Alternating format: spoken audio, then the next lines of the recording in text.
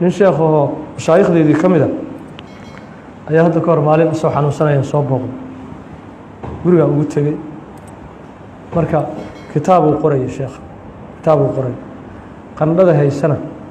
waxay is leedahay qof kaloo kale qandha haddii la saaro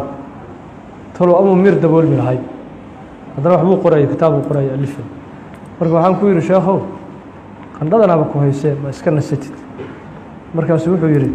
qandhadu shaqay wadataa anigana shaqa la-aan maxaa i dhigay ahlullaahiga fiiri yaa qandhadu shaqay wadataa hu shaqay wadata waa inay aniga maaragta hawl iga qabato anigana maxaa hawl la-aan i dhigay yidhi marka dadka allo iyagoo xanuunsanaya ee waktiga ka faa'iidaysanaya iyagoo xanuunsanaya marka hadda waxay igula soo dhacday labadan xaraf likay laa ta'sow kayduna shaqo kale wataa laamtuna shaqo kale adiguna shaqo